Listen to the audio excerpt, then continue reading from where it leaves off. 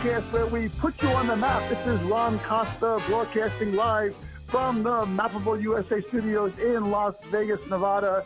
And folks, we're talking about Reg.A, Reg.D, Reg. So what's the differences? What's best? We're going to find out on today's podcast. But before we do that, let's introduce Vicki Hutchmala from the World Token Market. Vicki, how are you today? I'm fabulous, Ron. I'm fabulous every day because I live in Vegas, and I'm very happy, although it's been humid these last couple weeks, and people in Vegas do not know what to do when it's humid because we prefer the dry heat. Nevertheless. That's what everyone says. That's what everyone says, the dry heat, right? Everyone loves that. Exactly. So, exactly. Well, I'll tell you what, we got a great guest. Yeah, we got a great guest today. And he's been on many, many times. Every time he's on, people say, we got to get this guy on again. So we keep doing it. And today, let's introduce once again Mike Brette from Small Cap Equity Advisors. Mike, how are you doing today? I'm doing well, Ron. Thanks again for the opportunity.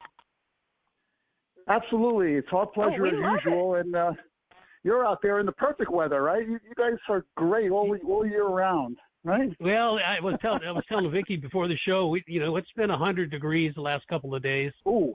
But it gets cooler at night, but it's been really hot during the day. And then they have these rolling blackouts where they cut your air off for 2 hours at a time. Yeah. So it does get a little stuffy, but yeah, we get through it. Welcome to California, right? Yeah, right. No way you could have rolling brownouts or blackouts or whatever and cut your electricity in Vegas. People would have a heat stroke. Yeah. It's 110. Yeah. You need that air conditioning. And Mike, some people call it global warming. I call it summer. Yeah, weather. I just call it weather. That's just the way it is. Right. Yeah, exactly. All right, listen, before we get into the show here. Can we let's go over once again what Small Cap Equity Advisors does? Yeah, we work with companies, primarily publicly traded companies, small cap public companies, or private companies that want to do a capital raise and maybe go public as well. We do all the SEC filings to make sure they're compliant with all state and federal security laws.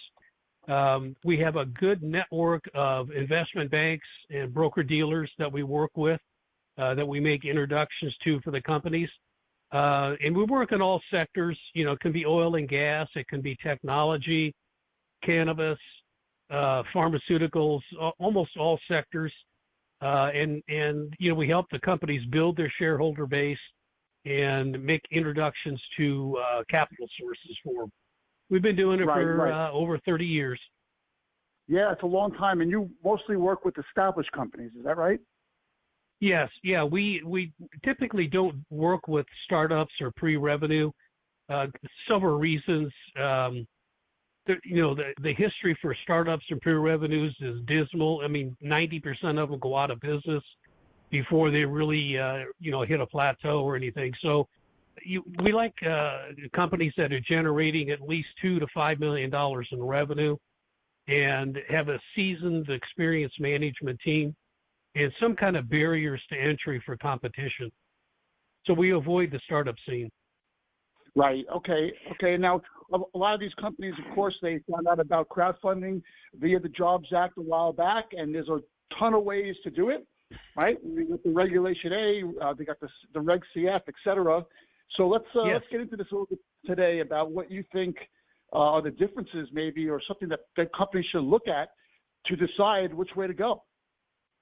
Yeah, and this is an important show we're going to have today because I think there's some confusion out there with everybody, any company that's trying to raise capital.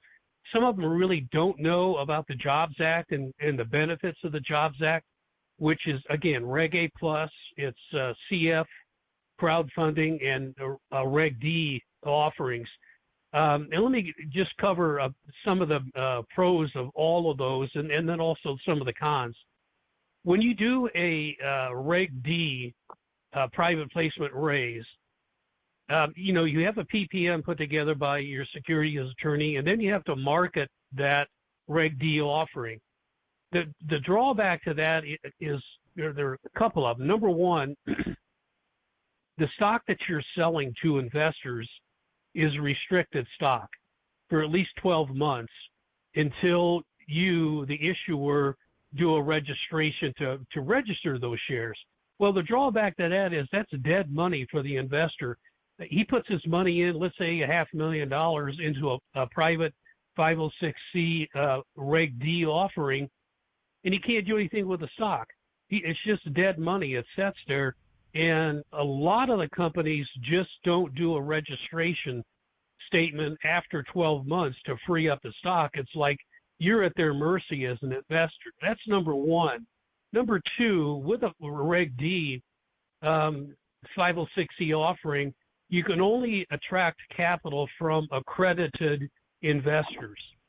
And then the SEC requires you to what they call reasonable steps to verify that they're accredited. In other words, you have to get tax returns, copies of bank statements, brokerage statements, a letter from your attorney saying they're accredited. So you got to go through all these additional hoops and expense to verify. Now with Reg.A, you don't have any of those drawbacks. With a Reg.A, you can advertise and market and promote the offering to the general public. And you can take investments from accredited and non-accredited investors. And the real benefit for a Reg.A is the stock that the investors receive is free trading right from the first day they receive it. So the benefit to that is you know, if an investor puts their money into a Reg.A and 6 months later they, you know, want to sell it, they can sell it to anybody on the secondary market, on the open market. They can sell it to a friend, a relative, anybody, whatever the price they want to set. So it's free trading, and it doesn't require another registration statement from the company, and you don't have to get the company's permission to sell it. You can sell it. So it's a nice liquidity event for investors if they do the Reg.A. Okay. Now, what about the restricted time you're talking about on these stocks? So, in other words, when you buy the share, when you issue the share, you can't sell it for, let's say you said a year, or that's a negotiable time within the company? No, it's a set rule. It's 12 months, and it could be longer if the company doesn't, you know, do the registration of the shares. So, if you buy stock in a Reg.D private placement, again, you'll get a stock certificate, but it'll have a legend, what they call a legend, stamped on it that says this stock is restricted, can't be sold, hypothecated, borrowed against, et cetera, without a registration statement. So you, as the investor, are really dependent upon that company filing the registration statement with the SEC, which requires additional expense on the part of the company. And look, I've been doing this for a long time, and I know that about 90% of those companies that issue the restricted stock never file a registration statement because they don't want to spend the money, number one. Number two, it takes a lot of time and effort on their part with legal fees and accounting fees, et cetera. So, again, you as an investor are stuck for 12 months if they decide to register it, or it could be 24 months longer. It won't free up on its own. Okay. And is that stock that's issued applicable the same restrictions on the various different crowdfunding platforms, or just with the? No, with the CF regulation CF crowdfunding, it's the same thing. It's still restricted. So all the tools that were passed with the Jobs Act, the only one, in my opinion, that really people should be using is Reg.A, because, you know, again, you can sell to accredited, non-accredited investors, and when you're selling to them, you give them stock, it's free trading. The other plus to a Reg.A offering is once you file it and it becomes qualified with the SEC, if you want to take the additional steps of being a listed publicly traded company, you can do that with the Reg.A. but you can't do that with a Reg.D private placement or the Regulation CF. If you do those other offerings and then you decide you want to go public, you've got to do a Reg.A or an S1 registration. So again, more expense, more time, more delays. So I just tell clients, look, here are the benefits of a Reg.A. Let's consider doing that right out of the gate. If you don't want to go public, that's fine. You don't have to go public with a Reg.A, but if you choose down the line to do it, we're ahead of the game. Yeah, that makes sense. Yeah. So when somebody wants to go into use one of these crowdfunding platforms, how do they decide whether they should do a Reg.A, and what do they have to do ahead of time to be able to ease into that when the time comes? Yeah, good question. How do you prepare? Yeah, it really comes down to what I look at is what kind of business are they in? How far along are they in their business? Most companies use the Regulation CF crowdfunding to raise anywhere from $200,000 to $500,000, basically what we call seed money. And if they're trying to raise more than that, even though under the new laws with Regulation CF you can go up to $5 million, most companies don't try to raise that much on the CF. That's usually a few $100,000. So that's the first thing I look at. Where are you with your business? And what are you trying to accomplish, and how much money are you trying to raise? Because under Regulation CF, if you're up on one of the platforms raising money, and if you can't raise all your money within 60 or 90 days, it starts getting stale. So if you do a CF and you're trying to raise $5 million and you don't really have an adequate marketing budget, which I tell clients you have to have 10% of the amount you're trying to raise to market your offering to attract investors. If you don't have that and your offering stays up on a platform for 120 days or longer, people are going to start looking at it. Wait a minute, there's got to be something wrong with this deal that they can't sell it and get it filled. So again, I look at, what's the company trying to accomplish? How much are they trying to raise? Do they have an adequate marketing budget to reach out to investors to raise the money within 60, 90-day time period? Then I quiz them a little bit further, drill down a little bit further as to the experience of the management team. Have they been here before? Have they, run a company successfully and taken it to the next level of maybe being a public company? Do they have a successful track record? So again, if somebody is in the cannabis space, are they just new to it? I mean, a newbie? Or have they run a cannabis company in the past, made a success of it, sold it to somebody else at a profit, and now they want to get back into the business? So I ask a lot of questions before I make a recommendation, but my recommendation in most cases is, let's start off right off the bat with a Reg.A, because with a Reg.A, you can raise up to $75 million every 12 months. So if you want to raise, if you want to raise $1 million, start with a Reg.A instead of a crowdfunding or Reg.D because of the points that I made earlier in the conversation here. You can take the money from accredited, non-accredited investors. The stock is free trading. There's no restriction. And with a Reg.A, founders, affiliates, and insiders can sell up to 30% of their stock right in the offering so they can get liquid. Now, with the other offerings, you can't do that. So if you're a founder or an insider, affiliate, officer, director, you're stuck, just like the other investors. You can't do it. But the Reg.A, you can sell up to 30% in the Reg.A and get some cash in your pocket. So is there a cost efficiency for choosing Reg.A as opposed to CF or D, or do they basically cost the same in initiating the launch? Yeah, that's a good question too. CF crowdfunding legal fees will probably run anywhere from $10,000 to $15,000 to do the Form C, which is a form the SEC has. It's like a prospectus, and again, that'll cost about $10,000 or $15,000 to get that on file, and you have to wait until the SEC gives you the green light before you can do anything.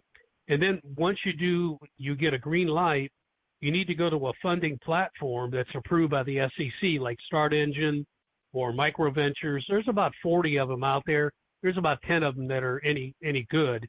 And then you have to qualify for them to list your offering on their site. And then again, that's where the marketing budget comes in, because the platforms cannot market your specific offering. It's illegal. The SEC doesn't allow a platform to market one offering. Now, they can put out a press release that says these 10 companies have signed up on our platform to raise money under crowdfunding, but they can't take your offering and put their clout behind it, their money behind it, and just try to sell your deal. They can't do it. So it's up to you. I don't know how many calls I've gotten from people to say, well, we tried the crowdfunding, the CF, it didn't work. And when I drilled down a little deeper, I said, what kind of marketing? But by the time we paid our legal fees and accounting and everything else, we didn't have any marketing budget. So I said, okay, so you thought you would just throw an offering up there and people were going to throw money at you?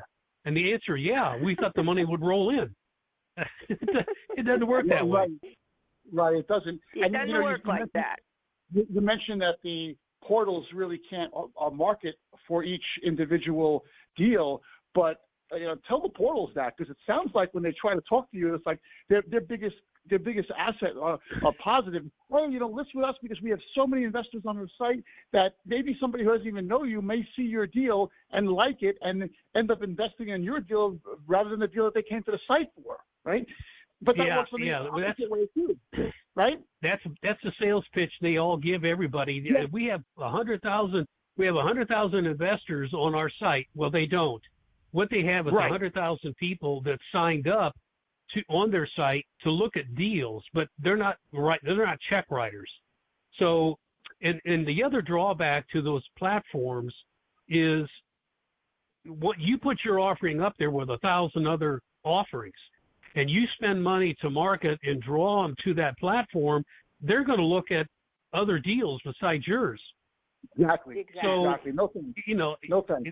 There's no, yeah. Now there are some platforms out there that have what they call a white label, for the Reg.A, where it goes to just you. In other words, you can use their backroom technology and software and upload your Reg.A documents to their platform and direct investors to your link, and the investors just see your offering. They don't see anybody else's.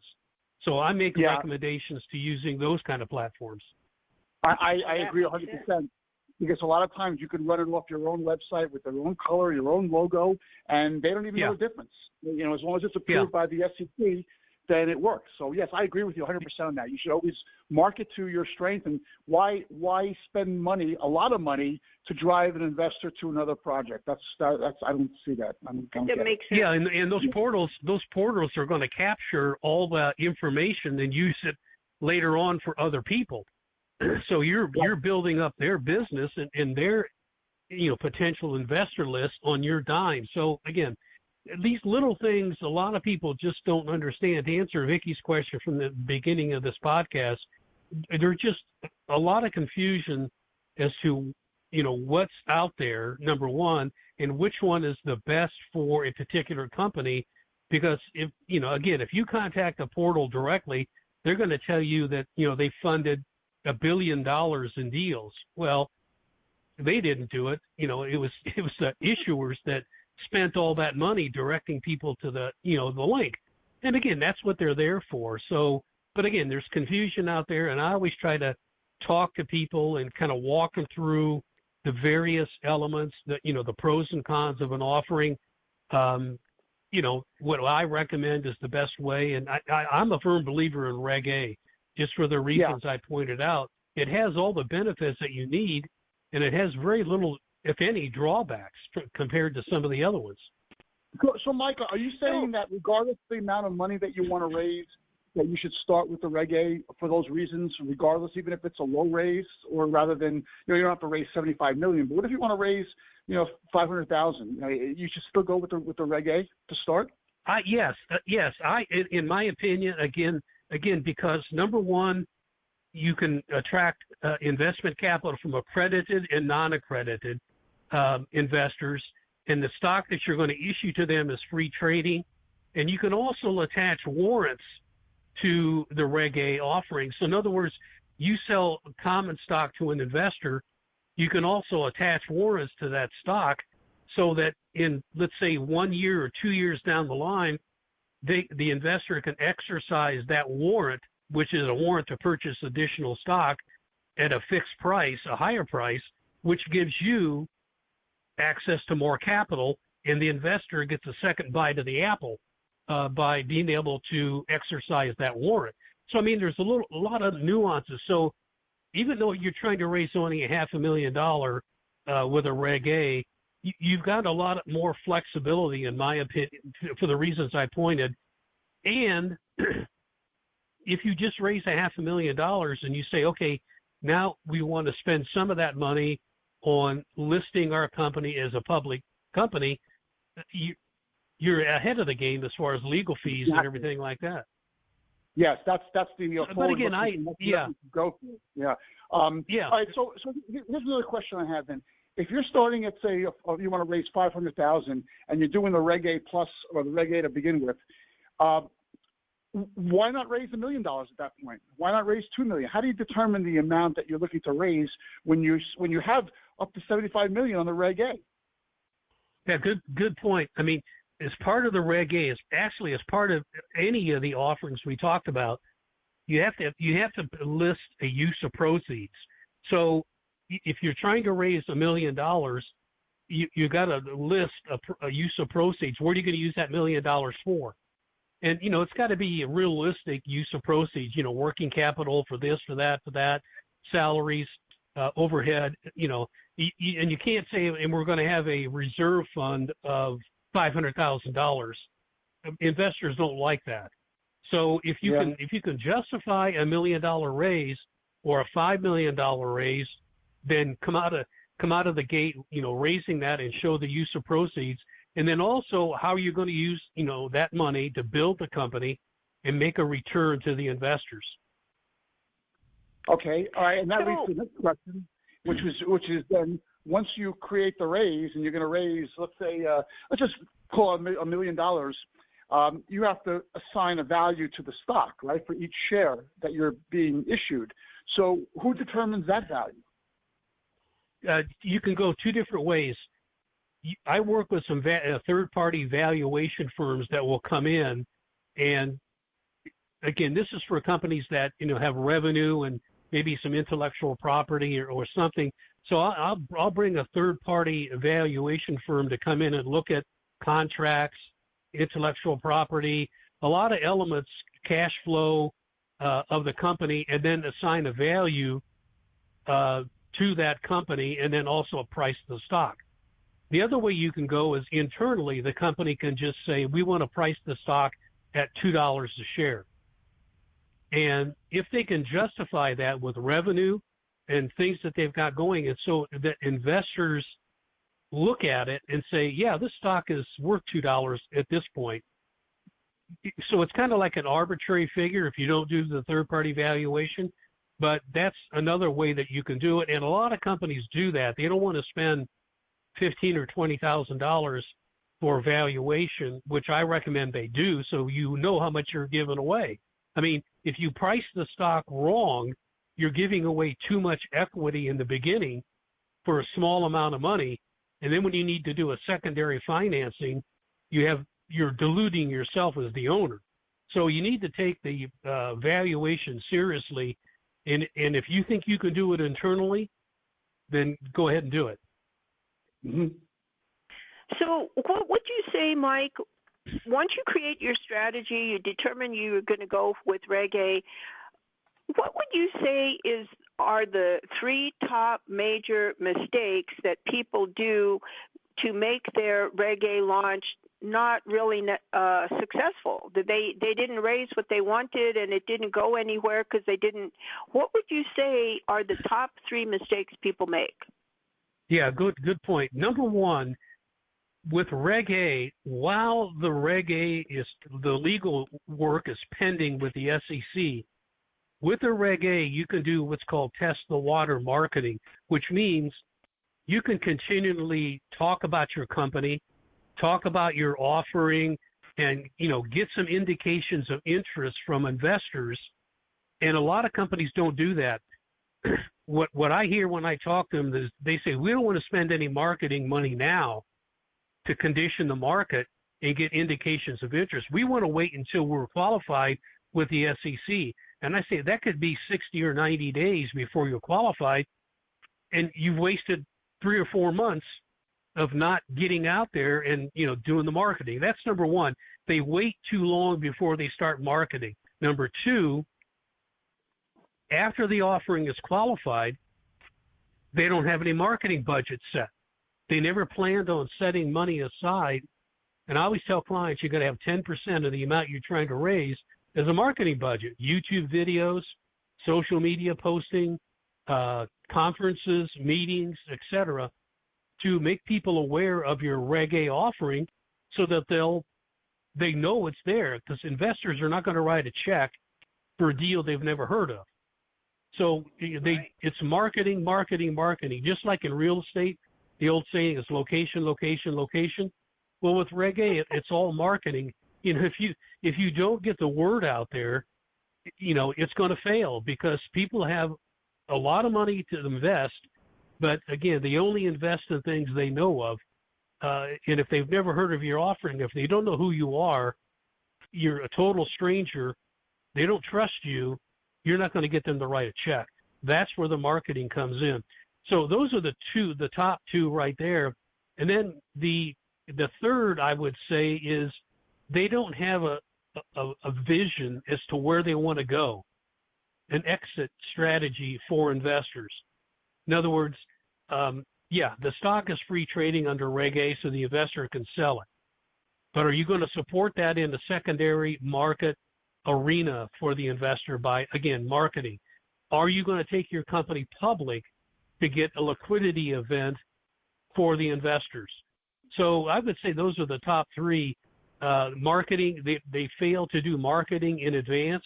They fail to do marketing after that's qualified, and they don't have an end game strategy for the investors. So the investors are confused.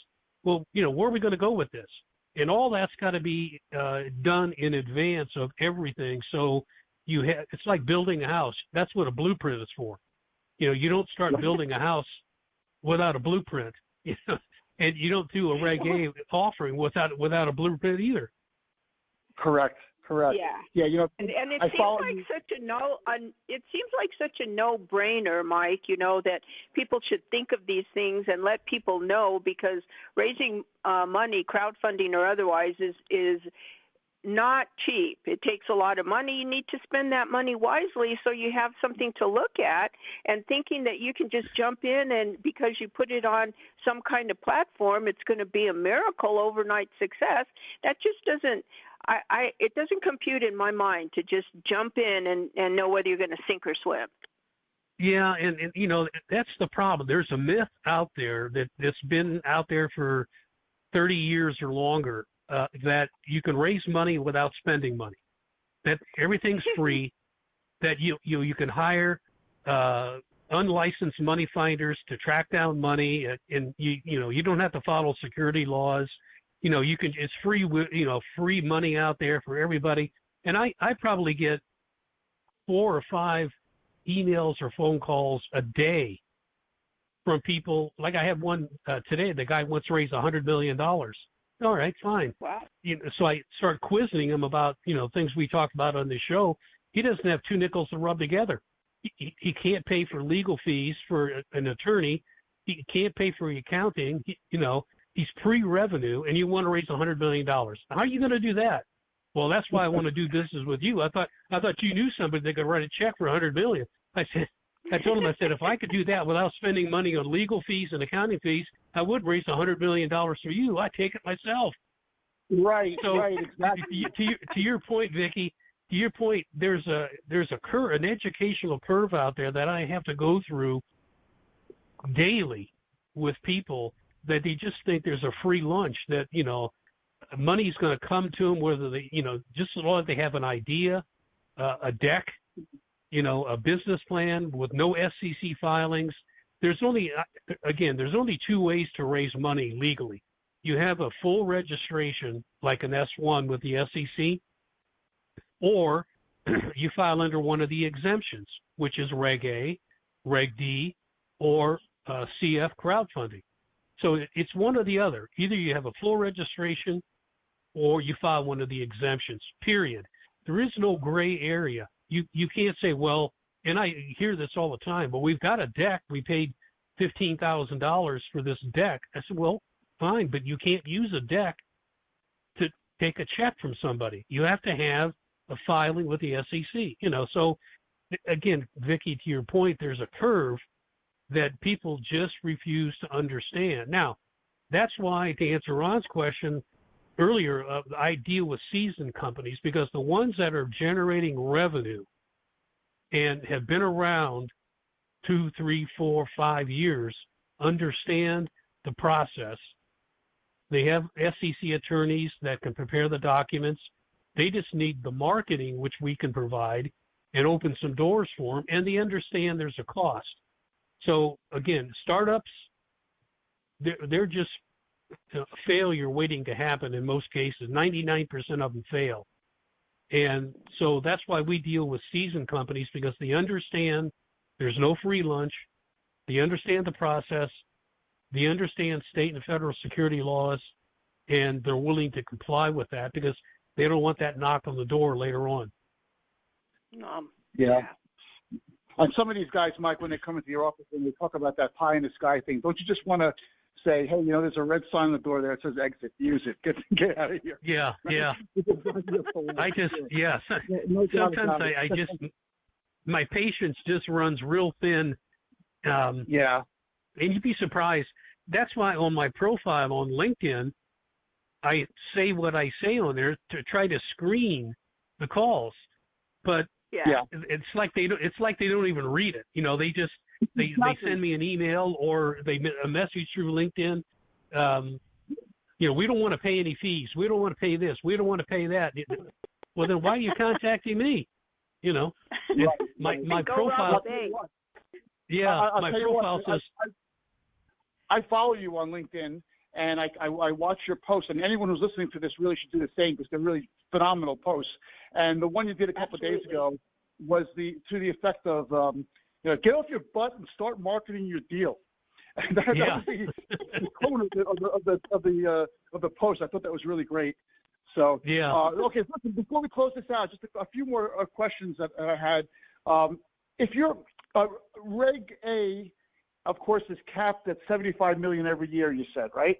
So you can keep raising up to $75 million a year. Reg.D, however, is uncapped, right? You can raise as much as you want on a Reg.D deal. So when some of these guys are looking at major deals, like real estate deals, where they need, $500 million, something, build a high rise or whatever it is, are they stuck into the Reg.D, or do they just say, hey, we're just going to do this over and over again at $75 million with the Reg.A? Well, again, most of the clients that come to me, they're not trying to raise more. Serious. I get the requests for $100 million, $200 million, but they're not serious, and they don't have anything to support or raise like that. So occasionally over my career, I've gotten some larger ones like that. And so before the Reg.A, I would move them into an S1 registration, which is unlimited amount of money you can raise, or the Reg.D, which again, like you pointed out, it's unlimited also. But the only problem again with the Reg.D is you're limited as to who you can take money from, and you have to go through extra steps of verifying. But again, they're not Herculean tasks you have to do. But again, if you're trying to raise $100 million or something over the $75 million limit, then you want to consider either the Reg.D or an S1. Okay, and another really interesting point too is if you're looking to raise money via Reg.A from the start, let's say, it doesn't hurt to have a long-term goal of maybe going public, right? So if that's the goal, or if it could be the goal, then is that why people use the tier 2 on the Reg.A versus the tier 1? Yeah, I mean, good pointing that out about the different levels. Tier 1 is the amount you can raise is $25 million. And a tier 1 doesn't require audited financial statements. But if you do a tier 1, you've got a blue sky, pay the blue sky filing fees in every state that you're going to raise money in. And there are about 12 states that you can't raise money under tier 1 as the issuer. You have to go through a broker-dealer. States like Texas and Florida, to name 2 of them, you can't do it yourself. If you do a Reg.A, you've got to have a lead broker-dealer to raise the money. Under tier 2, you avoid that. But tier 2, you can raise up to $75 million, but you have to have at least 2 years of audited financial statements. You don't have to be the broker-dealer, but I always recommend a lead broker-dealer anyhow to handle backroom compliance. And you don't have any blue sky fees to pay other than just a notice. Like some states require you to just a notice and pay a $100 fee. There's no review or qualification or anything like that. So those are some distinctions between the tier 1 and the tier 2. The tier 2 is the one you should use if your goal is to go public, because I tell people if you don't have audited financial statements, you're never going to succeed as a public company. You won't get the respect in the capital markets from institutional money sources, because the compliance department of FINRA institutions won't allow brokers to be involved in anything that doesn't have audited financials, period. So if you want to start with a tier 1 with no audits to raise X number of dollars and then use part of that money to do a tier 2 with audits and then go public, yeah, you can do that. Okay. All right. Mike, do you anticipate any changes in the drawbacks legislation that might affect crowdfunding under these platforms in a serious way? No, the changes occurred about 8 or 9 months ago when when the tier 1 used to be $5 million, now it's $25 million, and the tier 2 used to be $50, now it's $75 million. If they make any changes at all, I think it's going to benefit all the crowdfunding and all of the Reg.As. It's going to just increase it to make it more advantageous, because that's the reason they passed the crowdfunding 6 or 7 years ago, because small businesses could not access capital. I mean, before the Jobs Act, you couldn't advertise, market, and promote and do general solicitation to raise money. You had to deal with what the SEC called pre-existing business relationships. In other words, people that you knew, not played golf with, but people that you really knew and knew your business and knew you. Those are the ones you had to take money from, but you couldn't advertise.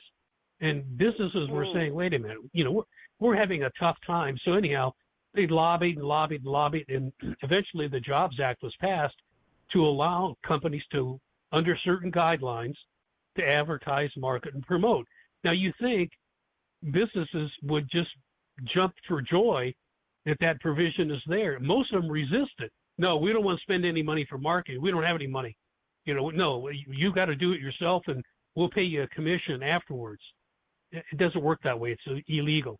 But again, the SEC put certain tools there for people to use.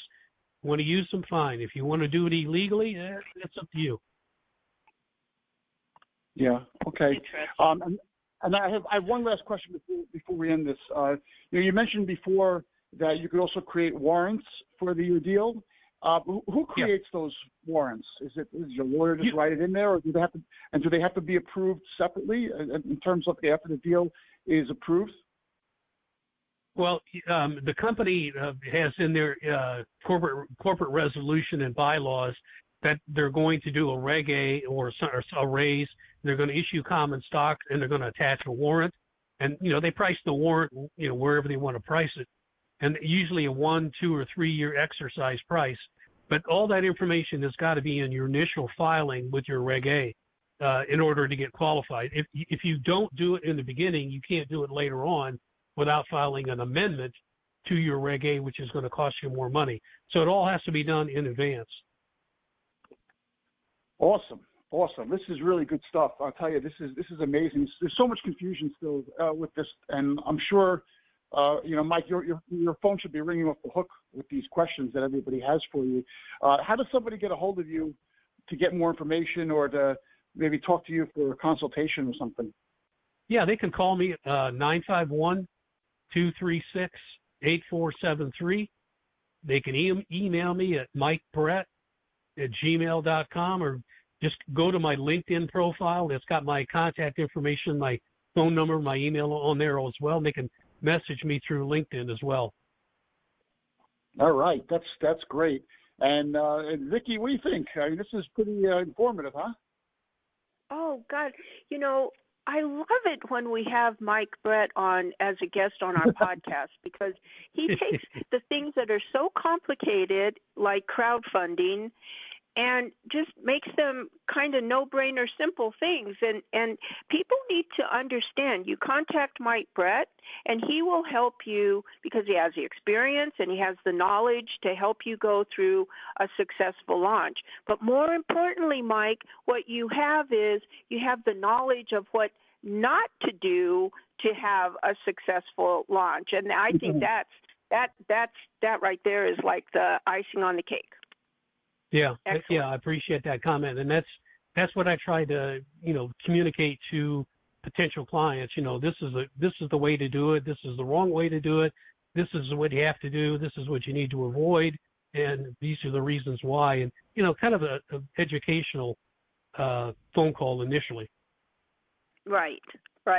And that's why we love these podcasts, because you provide so much education to our listeners that they're fabulous. And like I said, this is why we love having you on as a guest, Mike. It's just anytime. fabulous. I appreciate the opportunity. Yeah. Excellent. Well, thank you, Mike, again for being a guest on the show. Thank you, Vicki, for co-hosting. And folks, you're listening to the Mappable USA podcast on MappableUSA.com. Just go to that website, scroll down the homepage. You'll see all our syndication sources. You just click the one you like, subscribe, and you'll never miss another one of our podcasts. If you want to be a guest on the show like Mike was today, there's a guest tab there. Fill that out. We'll see what we can do about getting you on the show. And if you like what you heard today, send us an email at info@MappableUSA.com, or just leave a comment on whatever page you're listening to this right now. So thanks for your support. Thanks for listening. We'll be back at you next time with another Mappable USA podcast. Have a great week, everyone.